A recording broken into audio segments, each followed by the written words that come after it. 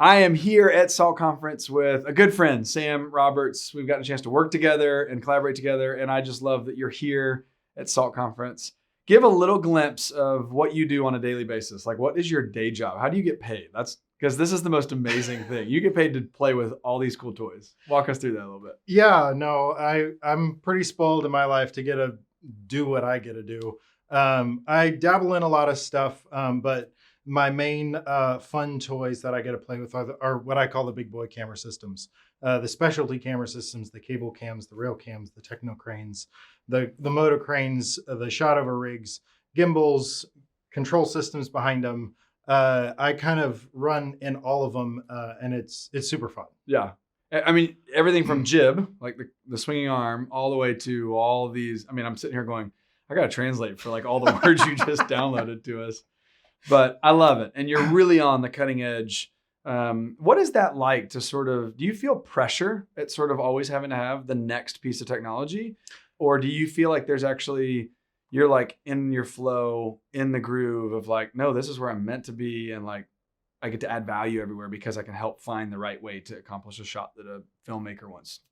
I mean, it's a great question. And everybody approaches it differently. Me, I got into this stuff because I love it. So for me, the engineering side of it, the figuring out new stuff and new ways to do things, is more of a hobby that I get paid for, which is great. It can be a really expensive hobby. So do watch out for that. You have to buy gear before you can rent it, right? My wife hates the hobbies that I'm in right now. But it is, it's fun being on the cutting edge and exploring that cutting edge and how you can mend technology together. For me, it's not really a pressure thing. It's more of a satisfaction thing. My pressure is when I'm on show site and the director's looking at the shot, can I actually nail what they want? Yeah. What we spent a week, a month, a year planning for, can we actually deliver it? And that's where the real pressure comes in. It's the engineering part of it. It's just the fun part. Yeah, I love it. Let's go back a little bit, because one of the big reasons that you're at SALT is that you started in the church. You started as a video director. Walk through kind of your church journey and kind of the roles that you've sat in. Well, that would take all day. Yeah. Because I've sat in literally every role except lighting. I haven't really dabbled in lighting. But yeah, I mean, I started out as a teenager in the church. I was first an audio guy. I was a front of house guy. Then I got thrown in. I had 2 hours to learn how to run an analog mixer in a TV truck for a live satellite broadcast. That was 4 hours long. So, I kind of ran through the ranks of audio and then found I liked video more. So I jumped in and started engineering, and then I learned how to run camera, and then I learned how to run jib, which was a passion that I had always wanted to do, which was fun.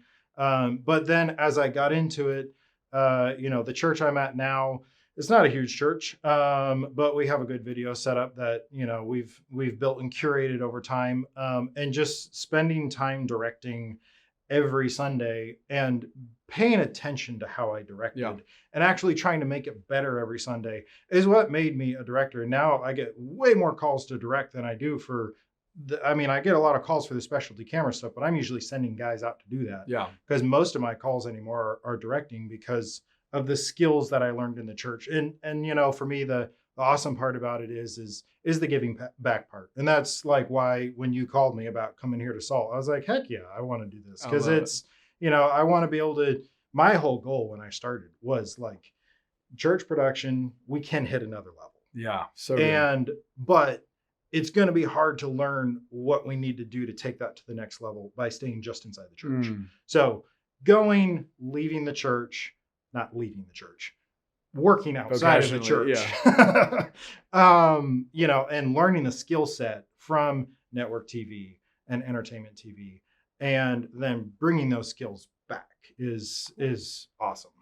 What do you think, like one thing you could encourage someone who's watching right now and they're hearing you and they're like, oh my gosh, that's me. Like I'm 17 years old, or I'm, young 20s and I'm just getting started. What would you say to yourself maybe as you were getting started to maybe help, encourage the path that you're about to walk a little bit better? Rely on your mentors. That was the biggest one for me. Cause me starting out, I knew I wanted to do video audio stuff. I was looking at going to school for it. And I mean, I was very blessed in the church that I was at. We had 3 network level engineers and directors that were there. And they talked me out of it. And thank goodness they did.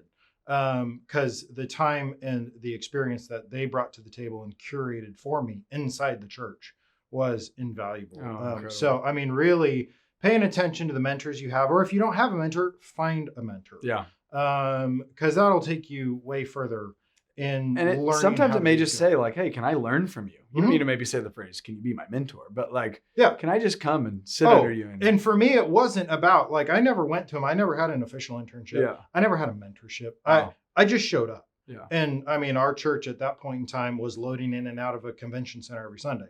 So I was the first one there. I get there at 5 o'clock in the morning and I didn't leave till 4 o'clock in the afternoon. Yeah. We'd load an entire video system, AVL system. And you know, I was just there. Yeah. And after like 3 years, they finally were like, wow, you really like this, don't you? Because it was just, you know, I just plugged myself in and made myself available. That's incredible. So, well, Sam, thank you for being here. Thank you for pouring out into this community. And if someone wants to reach out to you, how can they connect? My website's the best place, movmedia.live.